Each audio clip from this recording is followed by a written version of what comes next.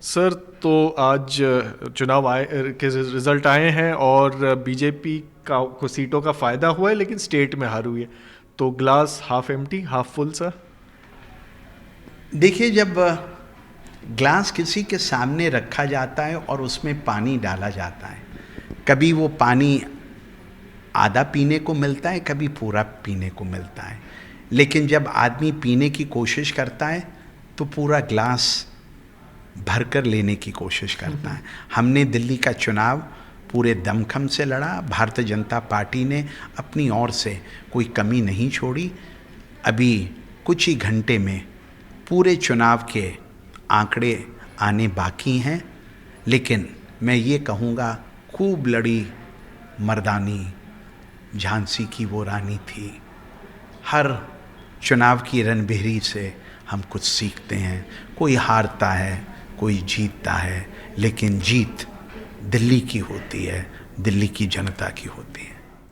Sir, आप दिल्ली की सियासत से आपका बहुत लंबा ताल्लुक़ रहा है, तो एक हर सर्वे में भी देखने मिलता है कि एक बहुत बड़ा वोटर का तबका है जो प्रधानमंत्री मोदी को भी पसंद करता है और अरविंद केजरीवाल को भी एज सीएम पसंद करता है। So as a senior Delhi BJP leader, how do you think BJP should deal with this challenge? देखिए, जनता के अलग अलग मापदंड होते हैं। ये वही जनता है जिसने मई 2019 में दिल्ली की 7 लोकसभा सीटों पे भारतीय जनता पार्टी को बहुत बड़ा बहुमत दिया था। ये वही जनता है जिसने दिल्ली सेंट्रिक इश्यूज के ऊपर आम आदमी पार्टी को 2020 के दिल्ली विधानसभा के चुनावों में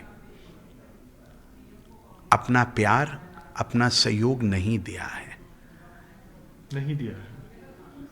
तो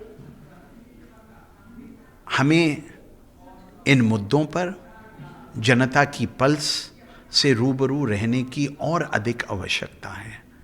हमें ये सोचने की आवश्यकता है हमारी कमियां कहाँ रहीं और उन कमियों को पाट कर हम कैसे अगली रणभेरी में उतर सकते हैं।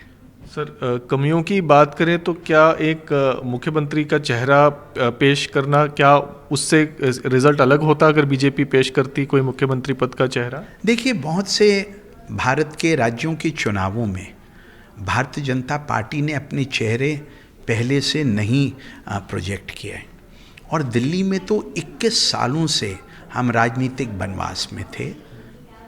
लास्ट टाइम 1993 टू 1998 दिल्ली के भारतीय जनता पार्टी के मुख्यमंत्री आदरणीय मदनलाल खुराना थे। इसलिए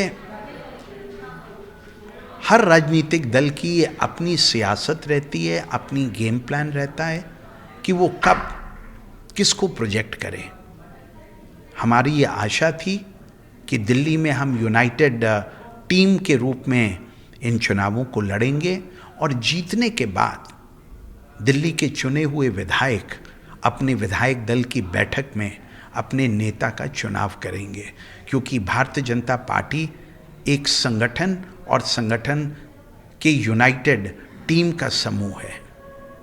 एक बस आखिरी सवाल सर, आप शायद कई इंटरव्यूज़ में आपसे पूछा गया होगा कि कुछ जो स्टेटमेंट्स कैंपेन के दौरान प्रवेश वर्मा जी या अनुराग ठाकुर जी के द्वारा दिए गए थे, कंट्रोवर्शियल स्टेटमेंट्स थे, और क्या आपको लगता है इन स्टेटमेंट्स से एक बीजेपी की छवि खराब हुई है?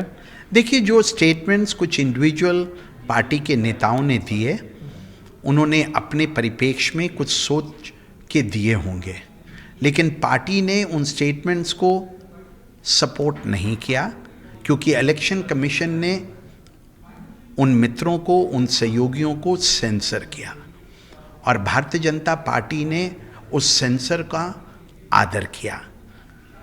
तो मेरा ये मानना है, चुनावों की रणभेरी में जब सोनिया गांधी ने पहले नरेंद्र मोदी जी को मौत का सौदागर कहा था, तब सोनिया गांधी जी को भी भारत के चुनाव आयुक्त ने सेंसर किया था।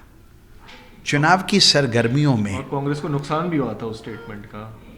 चुनाव की सरगर्मियों में किसी को नुकसान होता है, किसी को फ़ायदा होता है, लेकिन देश की जनता एक रहे, देश में प्यार का वातावरण बना रहे, देश के सभी संप्रदाय देश की तरक्की में आगे बढ़ें, लेकिन किसी भी विरोध के अंदर देश के प्रधानमंत्री और गृह मंत्री को ख़त्म करने की बात नहीं करें।